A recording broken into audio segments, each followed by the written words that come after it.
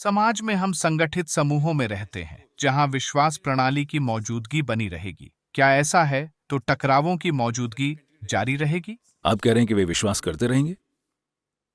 क्या आप यही कह रहे हैं? हाँ, विश्वास प्रणालियां जारी रहेंगी। क्या आप आगे के लिए भविष्यवाणी कर रहे हैं? इसे भविष्यवाणी होना जरूरी नहीं है। मेरे विचार से अगर आपकी बुद्धिमत्ता काम कर रही है, अगर आप उसे काम करने देते हैं, तो आपकी बुद्धिमत्ता किसी भी चीज में विश्वास करने में नाकाबिल है। क्या ऐसा नहीं है? हाँ या नहीं? हाँ? आपकी बुद्धिमत्ता जानना चाहती है, ये किसी चीज पर विश्वास करने को तैयार नहीं है, लेकिन आप अपनी बुद्धिमत्ता को त्याग दे रहे हैं क्योंकि आपका डर इतना प्रबल है कि विश्वास करने में आपको आरामदेह महसूस होता है। लेकिन अगर आप अपनी बुद्धिमत्ता को आपको आगे ले जाने देते हैं, तो आपकी बुद्धिमत्ता किसी चीज में विश्वास नहीं करती, वो हर चीज जानना चाहती है ना? हाँ, क्या आपकी बुद्धिमत्ता की यही प्रकृति है? तो अगर आप अपनी बुद्धिमत्ता को काम करने देते हैं, तब आप देखेंगे कि आपके सारे विश्वास बस बिखर जाएंगे, क्योंकि आपको पता है कि आप जानते नहीं हैं, है ना?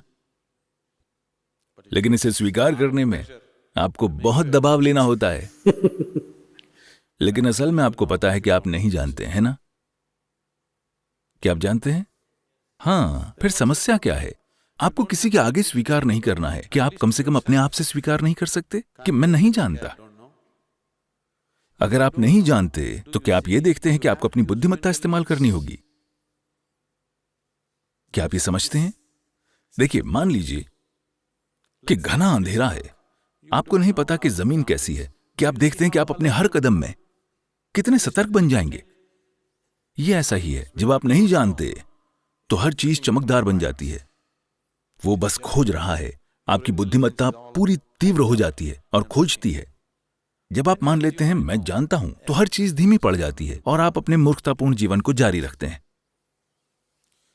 अगर आप अपनी बुद्धि का इस्तेमाल करें, तो क्या यह ठीक है? क्या आप मुझे इसकी अनुमति देंगे?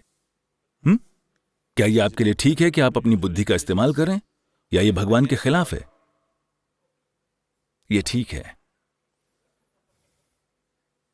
मैं आपसे पूछ रहा हूं कि अगर आप अपना जीवन जीने के लिए अपनी बुद्धि का इस्तेमाल करते हैं, तो क्या यह भगवान के खिलाफ है?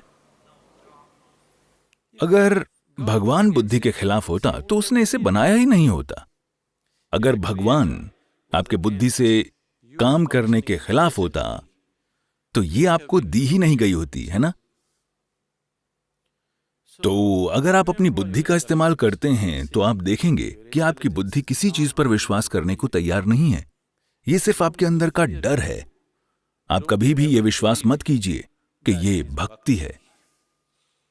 भक्ति नहीं, बस डर है जो आपको चीजों पर विश्वास करा रहा है ना? इसीलिए आपने इसे भय भक्ति बना दिया है। There's no Bhaya and Bhakti together. भय और भक्ति साथ नहीं होते। अगर भक्ति आ जाती है, माफ कीजिएगा, क्या आप जानते हैं भय भक्ति क्या है? नहीं। भय का मतलब है डर, भक्ति का मतलब निष्ठा। देखिए, अगर भक्ति आ जाती है, तो आप में डर नहीं होगा। अगर डर मौजूद है, तो उसका मतलब है कि भक्ति नहीं आई है। लेकिन आपने एक मिश्रण बना लिया है। आप दोनों को रखना चाहते हैं, भय भक्ति। भय भक्ति जैसा कुछ नहीं होता, बस भय, सिर्फ डर। डर और भक्ति साथ साथ नहीं हो सकते। कृपया इस पर गौर कीजिए।